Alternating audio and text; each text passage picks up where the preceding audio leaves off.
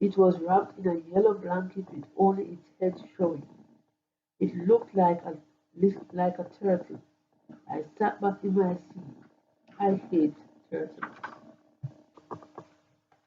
When we got to the train station, Maria and I strapped on our skates and moved in with the other kids. We skated first and held hands. We were skating around and around the big poles when we saw the lady sitting on the steps wearing her black dress and long white beads. Maria pulled me over behind an old boxcar. "It's her, Dory," she whispered. "I know," I whispered. "But I think this game is over, Maria. Granddaddy told my daddy something when he was here that made him forget all about that lady. Remember how we came home early every night? I told you, Maria. He said Mommy was the only woman in his life." Maria smiled. "I don't think he's coming either." We watched her as she walked up one side and down the other, looking all around. She almost caught us looking at her one time. She sat down on the steps again. We watched her cross her legs and sway back and forth like she was listening to the music. We heard footsteps. She heard them too. I saw my daddy's shiny black shoes and grey pants. She jumped up and ran toward the old passenger waiting shed. She threw her arms around my daddy's neck. He kissed her just like she was Mommy. He was turning her around and around like he does Mommy. I smelled his perfume all over the train station. The train station was just like Mommy's room when Maria and I sprayed too much perfume. Mommy always said, "Don't spray too much, it will make you sick." It was too much perfume. It was just too much. It made me sick. I looked at Maria. She stood there with her hand over her mouth. Then she said, "She's not tall like Emma." I said, "She doesn't have pretty black hair like Emma." Maria said, "She doesn't have pretty white teeth like Emma." "Not even a pretty smile like Emma," I said. "To tell the truth, she's kind of fat.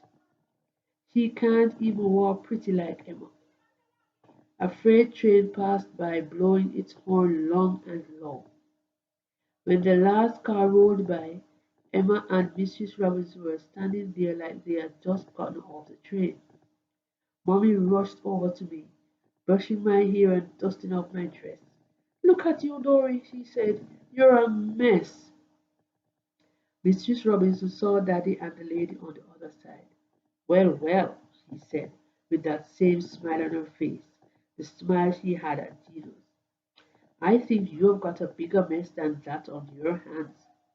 She pointed right at Daddy and the lady. Mommy looked at them. She walked closer to them, looking like she wasn't sure they were there. I looked at Mrs. Robinson. She still had that weird smile on her face. Mommy screamed real loud and ran away. Daddy called out for her to come back, but he kept walking and running real fast. When she ran past me, she almost knocked me down. She was crying, crying real hard. I tried to catch up with her. It was hard to run in skates, but I caught up with her at the bottom of the hill, waiting to cross Georgia Avenue. Daddy ran up behind her and caught her by the arm. She snatched away from him and ran into the street. I don't know exactly what happened. After that, I was lying in the street. People were standing over me talking loud. Red lights were flashing. Some lady was yelling, "Oh my God!" And a crazy man was yelling, "I didn't see them." I sat up on my knees. My head hurt and blood was dripping from my nose. A man in a white coat said, "Don't move, little girl. Help is coming for you." I didn't need help. I just needed my mommy. My arms were bleeding, but they didn't hurt. I stood up, looking around for her. Mommy was there, lying on the ground. Her face was real bloody. It didn't look like my mommy. The men from the hospital were doing something to her. They said they were going to make her all right, but they didn't. Daddy was crying and saying her name over and over. Mrs. Robinson had her arms around him, patting his back and saying a bunch of stuff. But where was Maria? I was going to get Maria to help me. That's when the man hit my mommy real hard with his fist. There was a real loud scream, loud and long, like when I heard mommy scream before, but not just like it. The scream was getting closer and closer, louder and louder. It was Maria. She put her arms around me. She was screaming and saying, "You have got to do something, Dory." Me and Maria tried to push the policeman who could help mommy, but the man in the white coat shoved us away real hard. "Somebody get these kids," he yelled. The policeman picked me up. I saw a lot of people looking at me, a lot of people I had never seen before. I saw mommy's pocketbook open on the ground. Everything was scattered on the street. My cards were everywhere. I started counting, looking for all of them. The last one was lying beside mommy's hand, the little joker, bloody. He was lying there like a broken doll.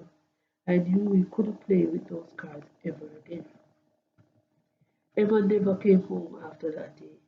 I wish she had. I missed her. Everything was different in our house. No one ever talked to me about anything, except Maria. She did all the things with me that Emma used to do. She even played Monopoly with me. She used to hate Monopoly. Sometimes we would stare at the picture of Emma in the hall for a long time without talking. It was real lonesome for me and Maria. Just like when Granddaddy left. We tried to be good. That's the way Miss Watson said Emma would have wanted us to be. Real good. Not causing any trouble for anybody. We were good, but we could never be good enough for Mrs. Robinson. She always fussed at us. Something was always wrong. One day she told me and Maria that she was going to get rid of us as soon as she could. She pulled my hair real hard, not the way Emma used to, but real hard. "The very next thing you do, I'm sending you away from here," she said over and over again. I wondered how she could send me away. I didn't live at her house, and she wasn't my mommy. She's playing that game that grown-ups play. I told Miss Watson about it. She fussed with Mrs. Robinson, but it doesn't matter now, because she's sending us all away now, even Miss Watson. Daddy and Mrs. Robinson put me and Maria on the train early one morning. Mrs. Robinson was smiling that awful smile. Daddy never looked up at me and Maria, not even when he said goodbye.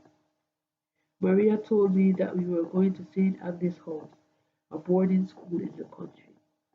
Maria stopped talking. She was staring out the window. I looked where she was looking. Mrs. Robinson and Daddy were kissing. I told Maria about her mamma in Emma's bed that night when I heard it squeaking. "It's because of me that we have to leave," I told Maria, about telling Miss Watson and how she fussed at her mamma. "I'm sorry, Maria," I told her. "I wouldn't have gone in the room, but I thought Emma had come home again." Maria didn't say anything for a long time. She was pointing at trees and houses passing by like she was counting them. I didn't know what to say, so I just didn't say anything. Maria stopped counting or pointing or whatever. "It's not your fault," she said. "It's just grown-ups and all those games." "I don't know if I want to grow up," I said. Maria was crying. I didn't know what to do, so I held her hand the way Emma used to hold my hand when I cried. Maria told me that she was afraid that we would just die like Emma. But I told Maria that we wouldn't because I learned a lot about this game. When it's our turn to play, we'll play smarter. Maria smiled. It was a nice smile like Emma's smile. It was good to see Maria smile again. She said she was going to take care of me and